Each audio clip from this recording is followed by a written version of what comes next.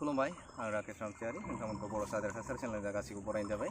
दिनै मोनसे आयदाखौ लानानै सर्ट मोनसे सावरायनो नागिरदों। बे जाहैबाय COVID-19 नि जे केस गोदानै जानाय केस बेखौ नोंथांमोनजों सावरायगोन। आसामावबो गोबां मोनसे सिरियास मोनसे केस जानानै फैदों, जेराव मैया एसे नोजोर होयोब्ला 24 आवार्सनि गेजेराव गासै 8 जन मोनसे गोदानै केस फैबावदों। दा बेनिनो आसामाव गासै 53 जन जाबाय।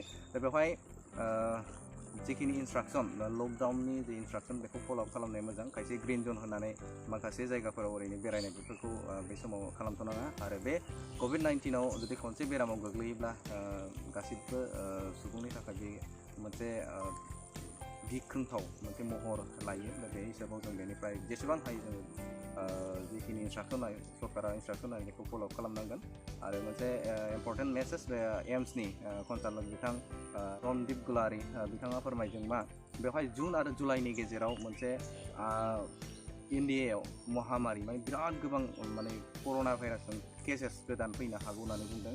दा बे हिसाबाव जोङो सांग्रां थानाया मोजां। आरो बेखौ नोजोर बोनानै साफ्रोमबो सुबुंफोरानो जिखिनि सरकारा होनाय जे ससियेल डिस्टेन्सिं बेखौ फालिनांगोन, मास्क गाननांगोन। दा बैफोरखौ जों फल'आप खालामनांगोन।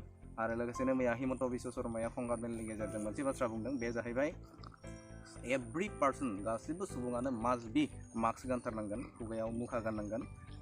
जुदि बेखौ पेनाल्टि बायदियै बा बेखौ जुदि गानाब्ला माने मास्क जुदि गानाब्ला बियो 500 पेनाल्टि होनांगोन बा नोङो जरिमाना होनांगोन बेखौ बुंदों। आरो नोंथाङा बेवहाय बिहु फालि नङाब्ला जेनेबा नों न'आव हममेड बानायनाय खायसे मास्कफोर बैफोरखौ गानथारनांगन होननानै बिथाङा बुंदों। दा बे हिसाबाव बेखौ जाय गाना बियो 500 फाइन होनांगोन। थ' नोंथांमोनखौ आं बेखौनो खावलायगोन, जोङो बैफोर जे COVID-19 नि जे केसेसफोर बा बेनि गिख्रंथाव मोनसे भाइरास बेनिफ्राय रैखाथि मोनोब्ला जों ससियेल डिस्टेन्सखौ मेनटेन खालामनांगोन। सुबुं जे जानथाय बे जानथायखौ जों मेनटेन खालामनांगोन।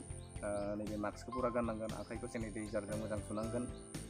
आरो लोगोसेनो जे मोनसे जायगायाव गोबां भिर जानाङो बेखौनो खालामथारनांगोन, माने भिर जानो मोना। दा बे हिसाबाव दा आरो दखान सहर बेरायनाय, गारिफोरजों बेरायनाय बेफोरखौ टटेलि बन्द' खालामथ'। ग्रिन जन होननानै जों जुदि नाङा फाङा खामानियाव जुदि बेरायोब्ला नोंथांजों लोगोसे गुबुनाबो बेवहाय गोहोम गोलैगोन। थ' लोगोफोर नोंथांमोना जास्ट माने नैबे सर्ट इनफरमेसनखौ नोंथांमोननि सिगाङाव होबाय। नोंथांमोनाबो सांग्रां जा आरो ससियेल डिस्टेन्सिं बेखौ मेनटेन खालाम।